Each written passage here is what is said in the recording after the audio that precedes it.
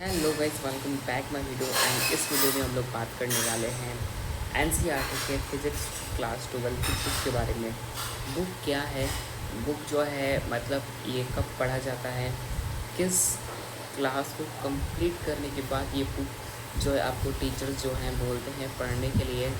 इसमें क्या क्या चीज़ें जो है हम लोग को पहले से पढ़नी होती है, तब जाके हमें समझ में आती हैं। एंड ये फिज़िक्स का बुक एनसीईआरटी क्यों है और सारा बुक जो है किस टाइप्स के होते हैं। तो स्टार्ट करते हैं अपनी वीडियो को। ठीक है, सबसे पहले बुक्स जो होती हैं दो मीडियम्स में होती हैं। बहुत सारे मीडियम्स में होती है, जैसे इंग्लिश लैंग्वेज हो गया, हिंदी लैंग्वेज हो गया, एंड बहुत सारे मराठी, तेलुगु सब। ठीक है, जो एनसीईआरटी है, एनसीईआरटी जो पब्लिश करता है, ये इंडियाज़ का जैसे बुक पब्लिशर है, मतलब कि स्टडीज़ में बहुत ही अच्छा परफॉर्म करता है, तो एनसीईआरटी बेस्ट रहता है। एंड इसके बाद आर डी शर्मा हो गया, ये सब हो गया। तो ये सब जो रहता है वो एक्सप्लेनेशन देता है, बट एनसीईआरटी जो रहता है एक ऐसा समझ लो कि वर्ड लिखता है जिसको समझने के लिए हम लोग को एक, जैसे पीछे क्लासेस जैसे 12th की अगर आप तुम पढ़ रहे हो तो 11th की चीज़ें तुम्हें आनी चाहिए। ठीक है, 11th की यूज़ होगी 12th में, वैसे ही 9 की यूज़ होगी 10 में, एंड 9 की फिर यूज़ होगी 11 में, 10 की यूज़ होगी फिर 12 में। ऐसी जो यूज़ होती रहेगा। एंड जो इंसान को जो भूलना नहीं होता वो सब चीज़, अगर वो भूल गया तो उसे रिवीजन करना होगा। ठीक है, उसे रिवीजन टाइम टू टाइम करना होता है। ठीक है, हमें लग रहा है रिजेक्ट हो गया।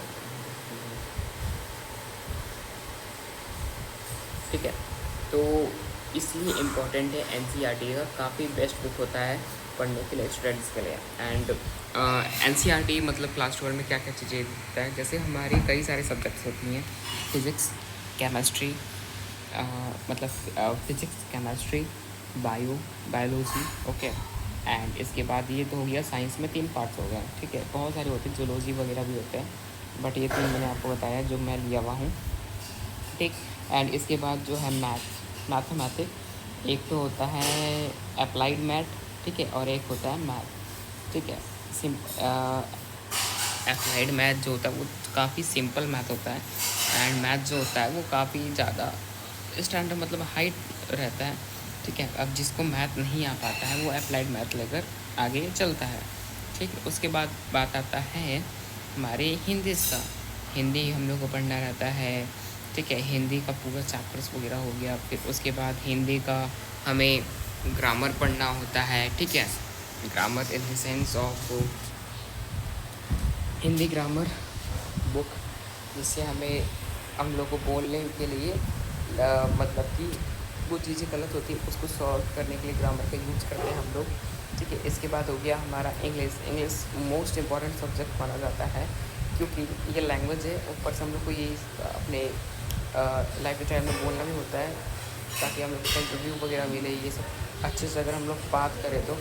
इसके बाद जो आता है हमारा, ठीक है, तो ऐसे ही गाइस नई नई वीडियोस देखने के लिए हाँ हमारे वीडियोस को सब्सक्राइब कीजिए। ठीक है, तो मैं थोड़ी सी जो है फिज़िक्स की बुक्स की आपको इंटरफेसेस तो नहीं दिखा पाऊँगा, बट बैक कैमरा तो नहीं होता इसमें, बट इसके फॉरवर्ड जो है उसको पढ़ देता हूँ कि national circum curriculum framework NCF 2005 recommends that children's life at a school must be linked to their life outside the school. This principle marks a departure from the legacy bookish learning which continues to shape our system and causes a gap between the school, home, and community. The syllabi and textbooks developed on the basic NCF signify an attempt to implement this basic idea. They also attempt to discourage rote learning and the maintenance of sharp boundaries between different subject areas. We hope these measures will take us significantly further in the direction of a children-centered system of education outlined in the National Policy of Education and the 1986.